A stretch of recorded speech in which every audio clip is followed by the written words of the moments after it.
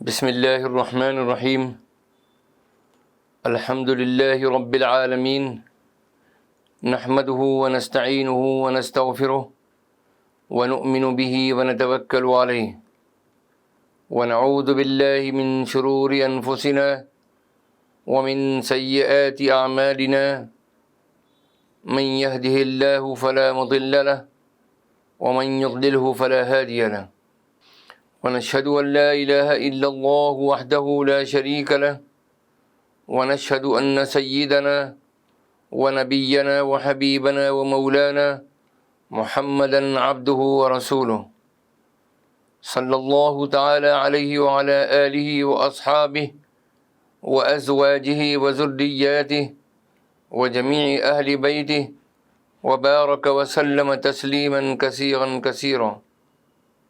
أما بعد فأعوذ بالله من الشيطان الرجيم بسم الله الرحمن الرحيم رب زدني علما وألحقني بالصالحين رب اشرح لي صدري ويسر لي أمري واحلل عقدة من لساني يفقهوا قولي صدق الله العظيم. اللهم إني أسألك بأنك أنت الله لا إله إلا أنت الأحد الصمد الذي لم يلد ولم يولد ولم يكن له كفوا أحد. بزرگان محترم، برادران عزیز،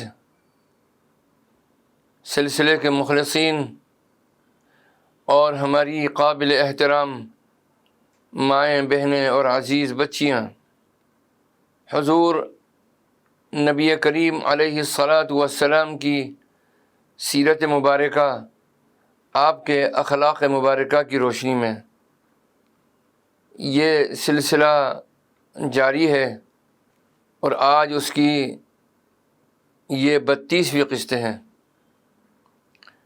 ہماری آج کی گفتگو کا جو موضوع ہے وہ رحم کرنا اور رحم کا معاملہ کرنا.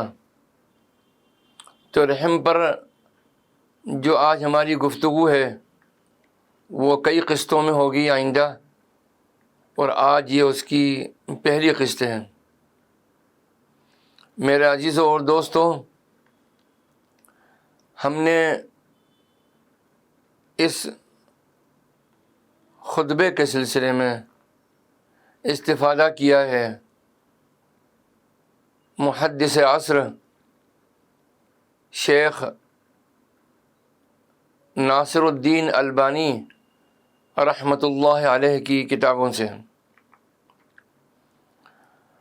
میرے عزیزوں اور دوستوں، اگر صحیح معنی میں کسی کو اللہ تعالیٰ کی رحمت کا طلبگار بننا ہے تو اس کو چاہیے کہ وہ دوسروں کے ساتھ بھی رحم کرم کا معاملہ کرے، دوسروں پر بھی رحم کرے. کائنات انسانی میں نبی رحمت صلی اللہ تعالی علیہ وسلم کے علاوہ کوئی انسان ایسا پیدا نہیں ہوا کہ جس کی رحمت و شفقت، احسان و انعام اس حالت میں اور اس کیفیت میں بھی اپنے عروج پر رہے، جسے اس غم و غصے کی انتہائی کیفیت میں بھی اپنے جذبات پر اتنا ضبط ہو اور قابو ہو کہ وہ اپنے دامن رحمت کو تمام انسانیت پر تانے رہے اور اپنے مرتبہ رحمت للعالمین سے ایک لمحے کے لیے بھی نیچے نہ اترے.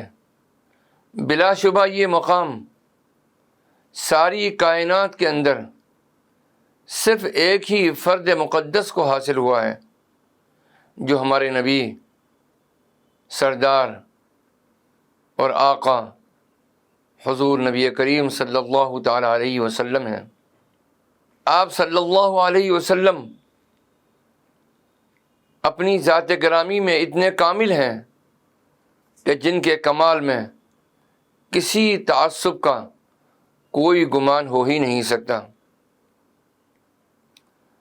چنانچہ آپ صلی اللہ تعالی علیہ وسلم احکام دیتے تو آپ صلی اللہ علیہ وسلم کا یہی رحمت بھرا طرز عمل اور طرز فکر اجرائے احکام میں بھی جاری رہتا۔ ام المؤمنین حضرت عائشہ صدیقہ رضی اللہ تعالی عنہ ارشاد فرماتی ہیں کہ حضور نبی کریم صلی اللہ تعالی علیہ وسلم نے اللہ تعالیٰ کی بارگاہ میں دعا فرمائی، اللہم من ولی من امر امتی شیئا فشق علیہم فاشقق علیہ ومن ولی من امر امتی شیئا فرفق بہم فرفق بہ، رواہ مسلم۔ آپ صلی اللہ علیہ وسلم ان الفاظ میں دعا فرماتے ہیں کہ اے اللہ، میری امت کا جو شخص بھی کسی پر والی اور حاکم ہو اور وہ ان پر سختی کرے تو تو بھی ان پر سختی کر، اور اگر وہ ان پر نرمی کرے تو تو بھی ان پر نرمی کر۔ یعنی امت کے کسی بھی معاملے میں حضور نبی کریم صلی اللہ تعالی علیہ وسلم کو کسی بھی سطح کے فرد کا اپنے ماتحتوں کے ساتھ سختی سے پیش آنا گوارا نہیں تھا۔ اس لیے اللہ کی بارگاہ میں عرض کیا کہ مولا، جو حکمراں امت کے ساتھ سختی سے پیش آئے، اذیت دے اور ناحق پریشان کرے، تو ایسے شخص کے ساتھ تو بھی سختی کے ساتھ میں پیش آ۔ اگر کسی شخص کو امت پر کوئی ذمہ داری ملے اور وہ لوگوں کے ساتھ، ماتحتوں کے ساتھ نرم رویہ اختیار کرے، ان سے محبت سے اور شفقت سے پیش آئے، تو باری تعالیٰ تو بھی اس کے بدلے میں اس سے نرمی، شفقت اور رحمت و بخشش سے پیش آ۔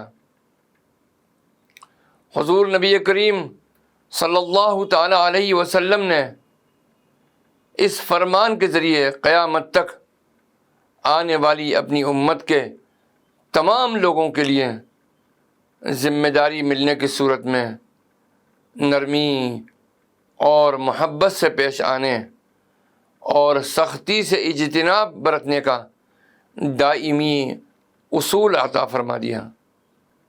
فی زمانہ ایسے بھی حکمراں موجود ہیں جو اپنی رعایا کے ساتھ، اپنے ماتحتوں کے ساتھ انتہائی بے رحمی اور سختی کا معاملہ کرتے ہیں، اور ایسے بھی حکمراں اور ایسے بھی بااثر لوگ موجود ہیں جو کہ اپنے ماتحتوں کے ساتھ انتہائی شفقت کا، نرمی کا اور رحم و کرم کا معاملہ کرتے ہیں۔ تو ان دونوں طرح کے لوگوں پر یہ حدیث مصداق قیامت تک کے لیے رہے گی، اور وہ لوگ جو کہ اپنی رعایا کے ساتھ میں، خصوصیت سے وہ لوگ جو اپنی رعایا کے ساتھ میں، اپنے ماتحتوں کے ساتھ میں سختی کا معاملہ کرتے ہیں، ان کو یہ سمجھ لینا چاہیے کہ نبی کریم صلی اللہ علیہ وسلم کی بد دعا ان کے ساتھ میں ہے۔ اللہ اپنے کرم کا اور اپنے فضل کا معاملہ فرمائے، اور ایسے لوگوں کے سلسلے میں اگر ان کی تقدیر میں ہدایت مقدر ہے تو اے اللہ ان کو جلد از جلد ہدایت نصیب فرما، اور اگر ان کے مقدر میں ہدایت نہیں ہے تو اے اللہ جلد از جلد ان کے جبر اور استبداد سے اے اللہ پوری امت کو خلاصی عطا فرما دے. آمین ثم آمین یا رب العالمین. میرے عزیزوں اور دوستوں، حضرت عبداللہ ابن عمر رضی اللہ تعالی عنہ روایت کرتے ہیں کہ حضور اکرم صلی اللہ تعالی علیہ وسلم نے ارشاد فرمایا، لیس منا من لم یرحم صغیرنا ویعرف شرف کبیرنا. وہ شخص ہم میں سے نہیں ہے جو ہمارے چھوٹوں پر رحم نہ کرے اور ہمارے بڑوں کی قدر و منزلت نہ پہچانے. غور کریں کہ حضور نبی کریم صلی اللہ تعالی علیہ وسلم نے لیس منا کے ذریعے کتنی سخت تنبیہ فرمائی ہے کہ بڑوں کی تعظیم و تکریم اور چھوٹوں پر رحمت و شفقت نہ کرنے والے شخص کا ہمارے ساتھ کوئی تعلق نہیں، یعنی وہ ہماری امت میں سے نہیں. اللہ اکبر، اللہ اکبر. در حقیقت آپ صلی اللہ تعالی علیہ وسلم نے اس حدیث مبارکہ کے ذریعے امت کو نہایت اعلیٰ درجے کے اخلاق کی تعلیم دی ہے جو تمام انسانی اقدار کی جامع ہے. اس سے بڑھ کر اور کون سا دین ہوگا جو انسانی حقوق کا اس قدر خیال کرے کہ حق کا کبیری نہ کہہ کر ہر بڑی عمر والے شخص، خواہ وہ نیک ہو یا بد ہو، اس کے ساتھ ادب اور تکریم سے پیش آنے کو اس کا حق قرار دیا. دیگر افراد امت پر بزرگوں کی تعظیم کو واجب قرار دیا اور یوں ہی اپنے سے چھوٹی عمر والے افراد پر شفقت کو ان کا حق قرار دیا اور بقیہ امت پر ان کے ساتھ رحمت و شفقت سے پیش آنے کو لازم قرار دیا، خواہ وہ کم سن، شرارتی ہو یا نیک. یہ اس کا ذاتی عمل ہے.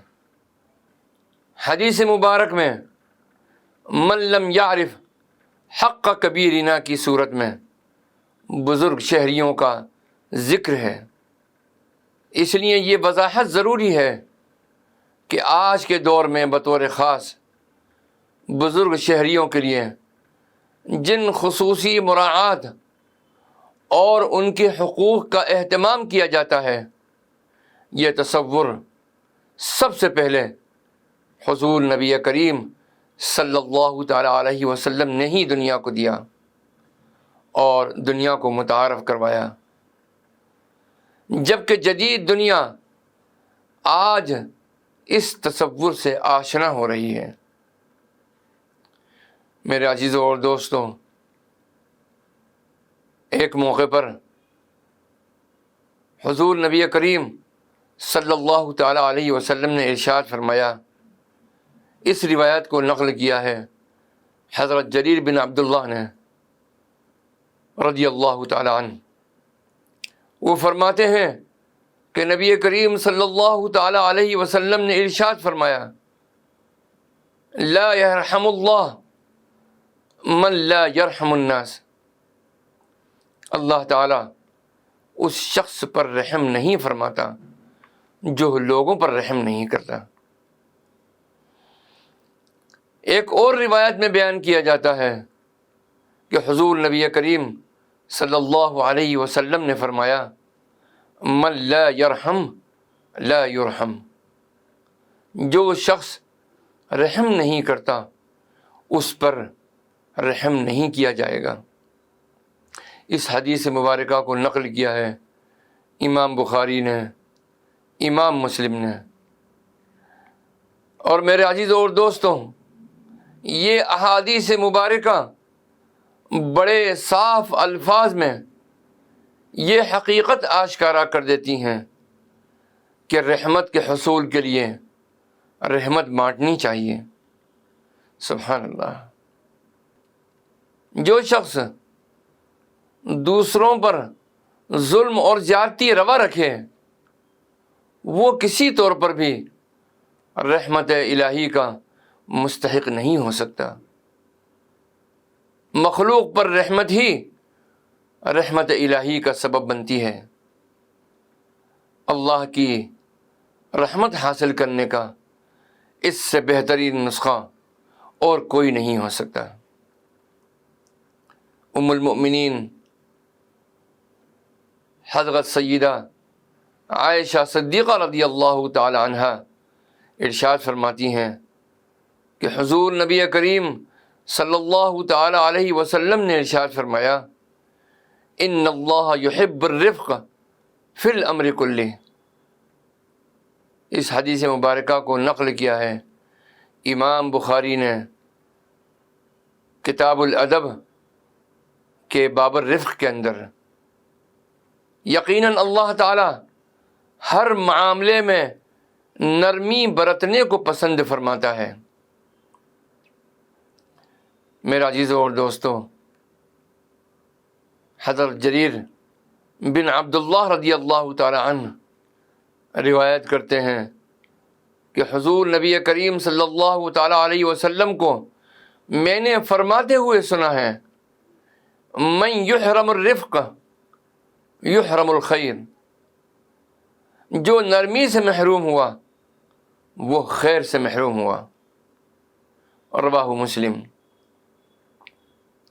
گویا ساری خیر اور بھلائی کسی بھی کام کو نرمی کے ساتھ انجام دینے کے اندر پوشیدہ اور مضمر ہے، لیکن جس شخص کو اللہ تعالیٰ نے نرمی کی توفیق نہیں دی تو سمجھو کہ اس کے پاس اللہ نے کوئی نیکی نہیں چھوڑی، وہ ہر بھلائی اور خیر سے محروم ہے۔ ام المؤمنین حضرت عائشہ صدیقہ رضی اللہ تعالی عنہ روایت کرتی ہیں کہ سرور کائنات صلی اللہ تعالی علیہ وسلم نے فرمایا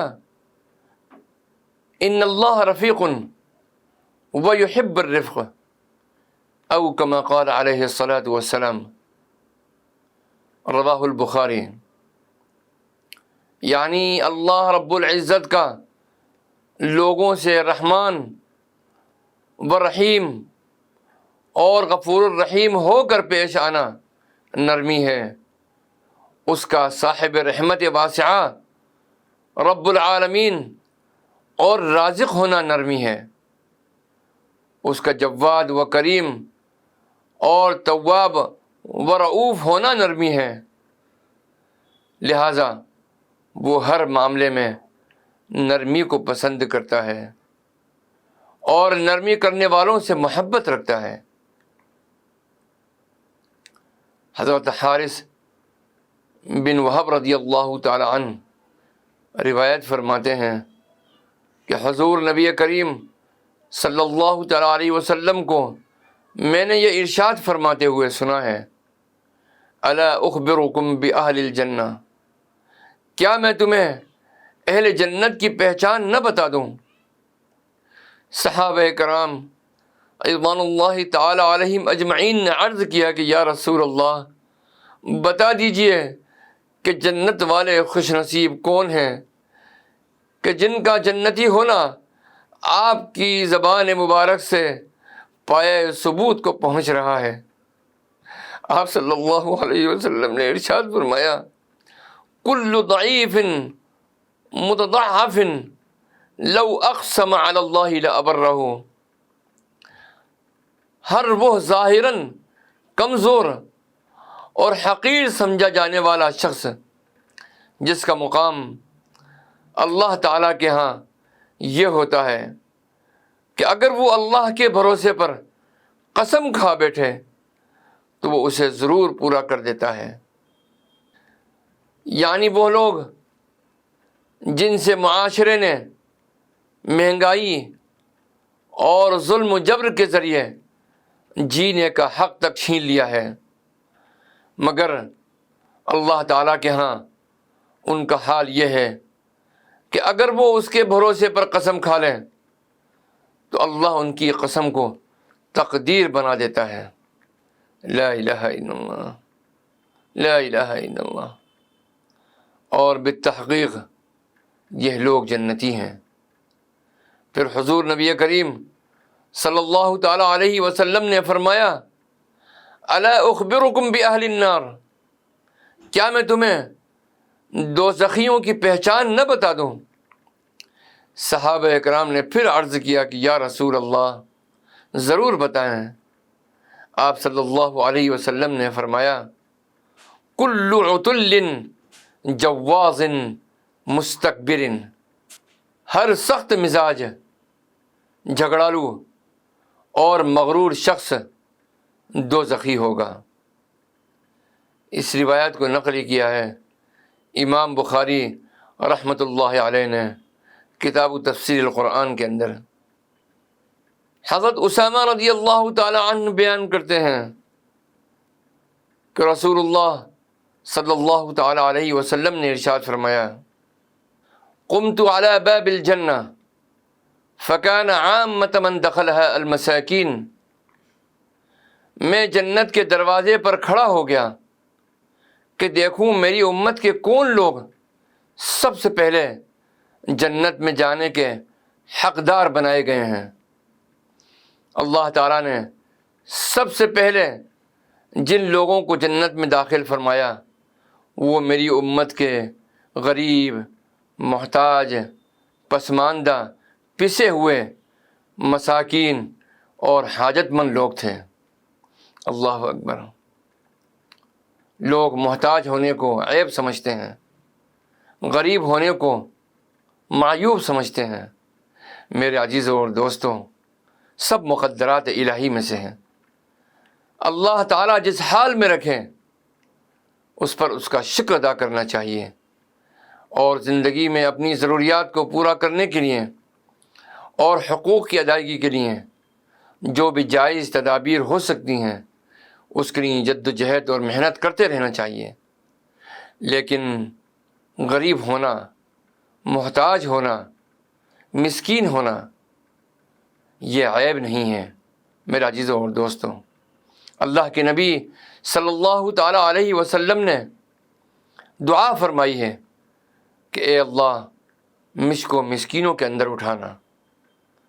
تو جس طبقے کے اندر حضور نبی کریم علیہ الصلاۃ والسلام نے شامل ہونے کے لیے اللہ سے دعا کی ہے، میرے عزیزوں اور دوستوں، اگر وہ دین کے جذبات کے ساتھ میں، دینی فکر کے ساتھ میں اور شریعت کی روشنی میں اپنی فکر کو تابع کر کے اگر وہ شخص مسکین اللہ سے اپنا تعلق قائم کرتا ہے تو کتنی بابرکت شخصیت ہے، کتنا بڑا سرٹیفکیٹ ہے یہ ان تمام لوگوں کے لیے جن کو کہ بشارت دی ہے اللہ کے نبی صلی اللہ تعالی علیہ وسلم نے کہ وہ میری امت کے غریب، محتاج، پسماندہ، مساکین اور حاجت مند لوگ تھے جو کہ پہلے داخل ہوئے جنت کے اندر۔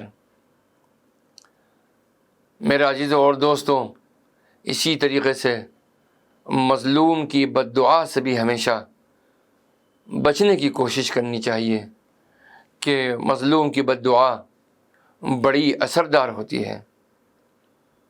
عن انس بن مالک رضی اللہ تعالی عنہ یقول قال رسول اللہ صلی اللہ علیہ وسلم ایاکم ودعوۃ المظلوم وإن كان كافرا فإنه ليس لها حجاب دون اللہ۔